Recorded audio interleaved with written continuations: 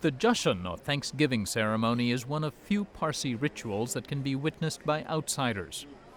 But it's not hard to witness the impact this small community has had in India, especially its commercial capital.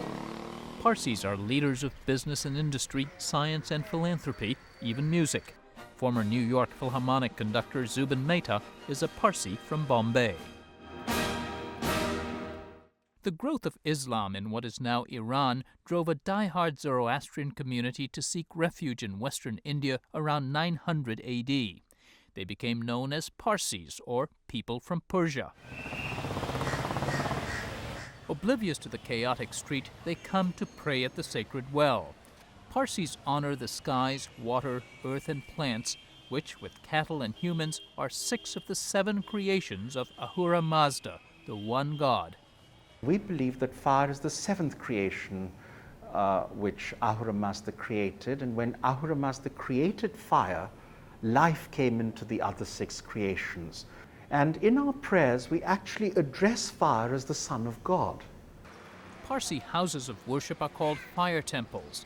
Non-Parsis are not permitted inside, where priests pray and maintain the fires. Also off limits to all but official pallbearers are the unusual disposal rites for the dead.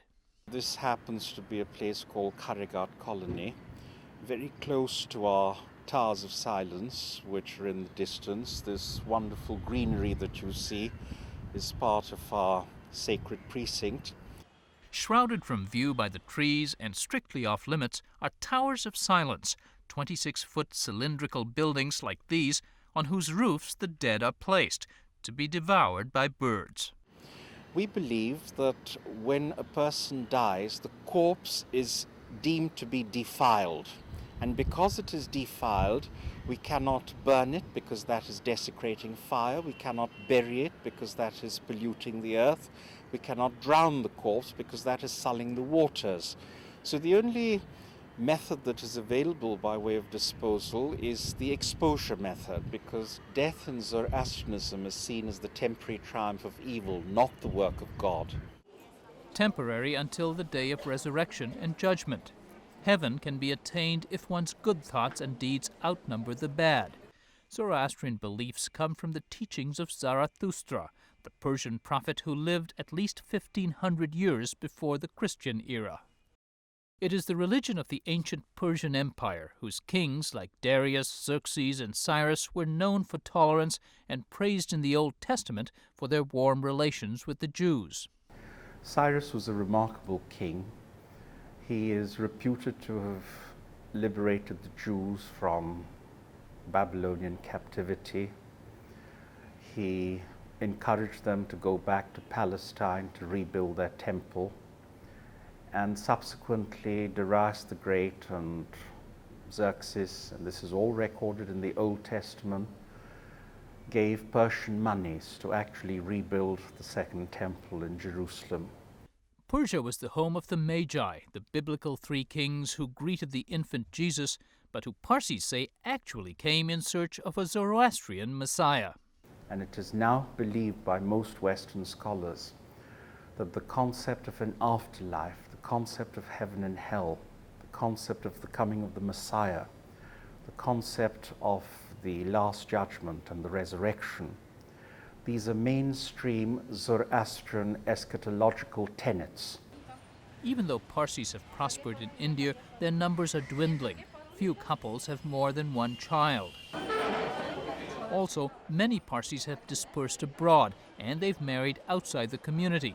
For Firuza Parikh, a leading Indian endocrinologist, it means her children are no longer considered Parsis. I was, pregnant with my first child, Swapnil, and my mother, and I am quite a devout Parsi. I go to the fire temple maybe once a month, once in 2 months. And that was an auspicious day. I wanted to visit the fire temple. My mother said, "You can't right now because you're carrying a child who technically is not a Parsi." And it pained me to know that perhaps, I may not be able to teach my religion to my children. But that did pass. At the same time, her parents did not object to her marriage to a non-Parsi. With no Sabbath, simple rituals, and the objective of gently promoting harmony in public life, Zoroastrians say they are inherently tolerant and ecumenical. So far, however, Parsi leaders have resisted allowing children of mixed heritage like Parikhs into the fold. I think they should be allowed to have this option, because if we really want our community to proliferate, one of the ways is to accept people from other religions into our fold. Be more secular in our thinking. We are very broad-minded in other sense, but I think in this particular sense, we have a narrow vision, and perhaps that may be the reason why we are dwindling. I'm dead against that. Mystery, the Zoroastrian scholar, is convinced the community can survive ethnically intact. But it is very important for us to recognize that the spirituality of the faith is linked to its roots. And therefore, I'm a great believer in a live and let live policy. Namely, that if for 3,000 years the paradigm shows us that the Parsis and the Iranis have somehow managed to keep this wonderful religion alive, then I'm of the view that these people should be allowed and in fact encouraged to preserve their heritage, to preserve their ethnicity, to preserve their religion, because it is a beautiful religion to preserve. Preserving old customs has its modern-day challenges for a community with far more members in geriatric rather than maternity wards. Parsi families are now offered scholarships and subsidized housing if they have more children, a rare policy in one of the world's most populous nations to preserve one of the world's oldest monotheistic religions. For Religion and Ethics Newsweekly, this is Sam Lazaro in Bombay.